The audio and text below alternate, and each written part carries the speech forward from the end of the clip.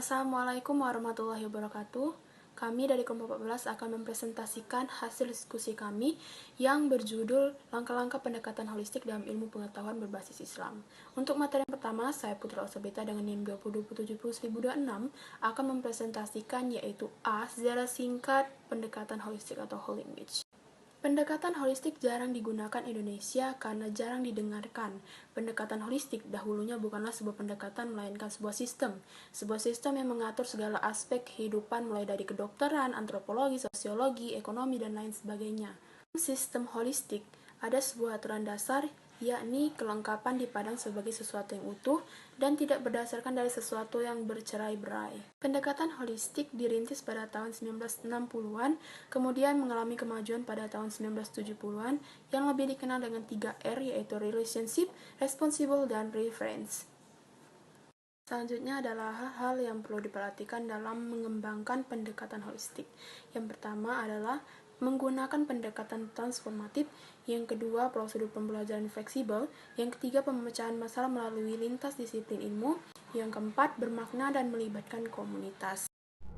Baiklah, saya akan menjelaskan materi yang kedua, yakni pendekatan holistik. Kata holistik berasal dari kata hoslim. Kata ini diperkenalkan oleh Jan Christian Smuts, seorang negarawan dari Afrika Selatan, dalam bukunya yang berjudul Holism and Evolution. Kata holis diambil dari bahasa Yunani, holos, yang berarti semua atau keseluruhan. Smuts mendefinisikan holisme sebagai semua kecenderungan alam untuk membentuk sesuatu yang utuh sehingga sesuatu tersebut lebih besar daripada sekedar gabungan-gabungan bagian hasil evolusi. Selain menyatakan alam merupakan satu kesatuan, ia menyatakan bagian satu dengan yang lainnya dapat mempengaruhi karakter, fungsi alam keseluruhan.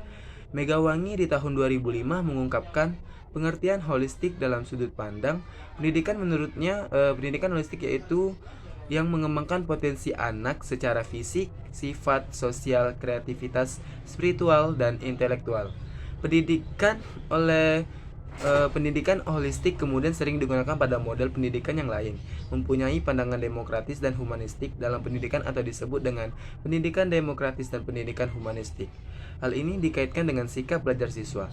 Jika pembelajarannya dilakukan dengan rasa yang tidak nyaman dan adanya paksaan yang terjadi, peserta didik akan cenderung tidak mau belajar karena merasa takut dan bosan untuk mengikuti pembelajaran. Lebih lanjut terkait holistik dalam ranah pendidikan, Bok Yong Kim mendefinisikan holistik dalam bukunya berjudul Holistic Learning and Spirituality and Education. Divisi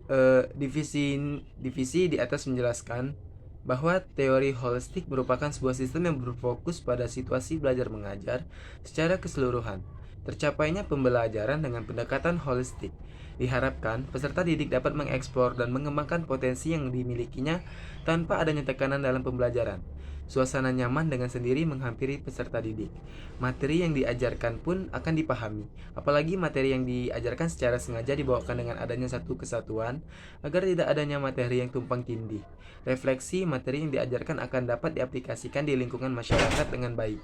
Semua itu dapat diperoleh jika materi dari kurikulum saling berkesinambungan dengan tujuan mencapai pembelajaran baik berbentuk standar, kompetensi, ataupun yang lebih global yakni visi misi sekolah. Selain itu, sarana dan prasarana juga harus memadai seperti halnya laboratorium bahasa, media cetak, maupun elektronik. Kesinambungan di antara aspek-aspek tersebut yang setidaknya pembedaan dengan pembelajaran lain selain mementingkan belajar sesuai potensi yang dimiliki oleh peserta didik, maka pendidikan harus dapat mengantarkan peserta didik untuk memperoleh akulturasi diri yang ditandai dengan adanya 1.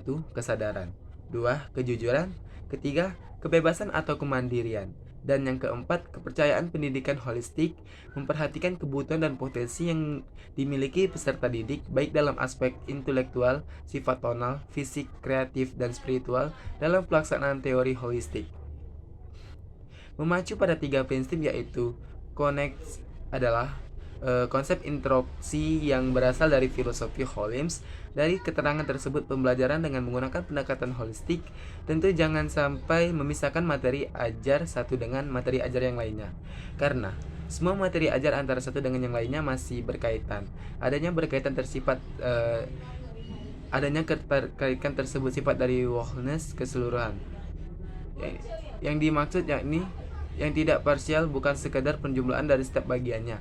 Being menjadi yang dimaksudkan dalam pembelajaran bahasa Arab merupakan peserta didik dalam proses pengembangannya, memperhatikan lingkungan sosial dan tumbuhannya, segala bentuk sifat yang berada di peserta didik.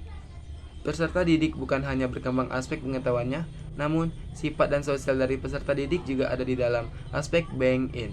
Aspek ini tidak terlepas dari visi, misi, atau tujuan belajar internal sekolah.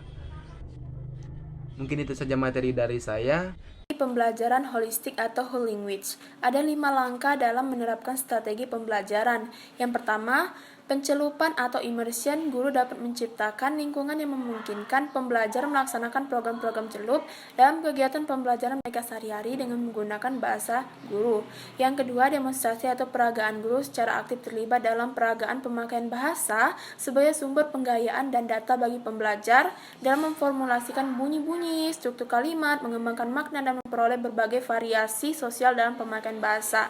Yang ketiga, keterlibatan pencelupan dan peragaan saja tidak cukup, namun juga harus dilibatkan pembelajar agar proses pembelajaran terasa menyenangkan. Yang keempat, pemakaian belajar bahasa diawali dengan memahami bahasa itu sendiri, mencoba menggunakannya, dan mempelajari bahasa tersebut saat bahasa itu digunakan. Yang kelima, respon dan umpan balik dari peserta didik, menerima umpan balik yang positif dan spesifik dari guru maupun teman-teman. Terima kasih. Wassalamualaikum warahmatullahi wabarakatuh.